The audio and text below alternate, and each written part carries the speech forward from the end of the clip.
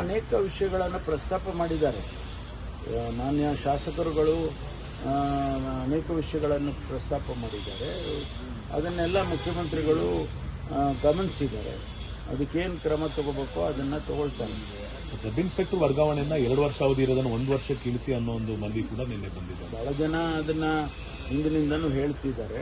ನಾವು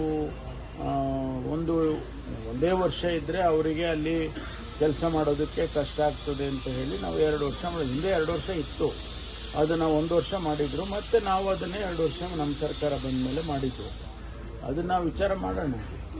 ಇದರ ಸಾಧಕ ಬಾಧಕಗಳು ಏನು, ಅದರಿಂದ ಏನು ತೊಂದರೆ ಆಗುತ್ತೆ, 2 ವರ್ಷ ಮಾಡಿದರೆ ಏನು ತೊಂದರೆ ಆಗುತ್ತೆ, 1 ವರ್ಷ ಮಾಡಿದ್ರೆ ಏನು ತೊಂದರೆ ಆಗುತ್ತೆ, ಅದೆಲ್ಲ ವಿಚಾರ ಮಾಡ್ತೀವಿ. ಯಾರಿಗೆ ನಾನು ಉತ್ತರ ಕೊಟ್ಟಿದ್ದೀನಿ. ನಾನು ಸ್ಪಷ್ಟವಾಗಿ ವಿವರವಾಗಿ ಉತ್ತರ ಕರೆಮ್ಮ ಅವರಿಗೆ ಕೊಟ್ಟಿದ್ದೇನೆ. ಅದರ ಪ್ರಕಾರ ನಾವು ಅಲ್ಲೇನಾದರೂ ಅಂಥದ್ದು ಕಂಡು ಬಂದರೆ ಖಂಡಿತವಾಗಿ ಕ್ರಮ ತಗೊಳ್ತೀವಿ. ನಾನು ಅವರಿಗೆ ಅಶ್ಯೂರೆನ್ಸ್ ಕೊಟ್ಟಿದ್ದೇನೆ, ನಿಮ್ಗೆ ಎಲ್ಲ ರೀತಿ ರಕ್ಷಣೆ ಕೊಡ್ತೀವಿ ಹಾಗೆ ಅಂತ ಹೇಳಿ ಸದನದಲ್ಲೇ ನಾನು ಅಶ್ಯೂರೆನ್ಸ್ ಕೊಟ್ಟಿದ್ದೆ. ನೋಡಿದೆ, ಯಾಕಂದ್ರೆ ಯಾರೋ ಒಬ್ಬ ಅಧಿಕಾರಿ ಇದು ಮಾತಾಡಿರೋದು ಎಲ್ಲೂ ಕೂಡ ಪ್ರೂಫ್ ಇಲ್ಲ ಅಂತ ಇಡೀ CLP ಡಿಸೈಡ್ ಆಗಿದೆ ಅಂತ ಆಗಲೇ ನಾವು ಹೇಳಿದ್ದೇವಲ್ಲ.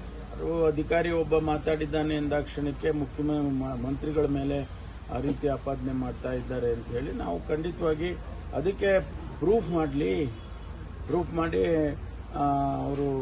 ಅವರ ಇದನ್ನ ಎಲ್ಲ ಸದನದಲ್ಲಿ ಹೇಳಿ ಅದಕ್ಕೆ ಉತ್ತರ ಕೊಡ್ತೇವೆ. ಪಕ್ಷದಲ್ಲಿ ಸೋಮವಾರ ಮಂಗಳವಾರ ವಿಸ್ತರಣೆ ಆಗುವಂತ ಚಾನ್ಸಸ್ ಮಾತುಕತೆ ಅದೇ ಮುಖ್ಯಮಂತ್ರಿಗಳು ನಿನ್ನೆ CLPಯಲ್ಲಿ ಹೇಳಿದ್ದಾರೆ.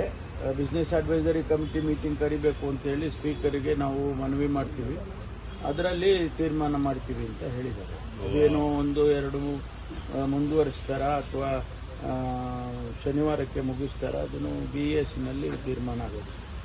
ನಾವು ಮುಖ್ಯಮಂತ್ರಿಗಳಾಗಲಿ ಅಥವಾ ಬೇರೆ ಯಾರಾದರೂ ಆ ರೀತಿ ಡೇಟ್ಗಳನ್ನ ನಾವು ಮಾಡಕ್ಕೆ ಬರೋದು. It is speaker.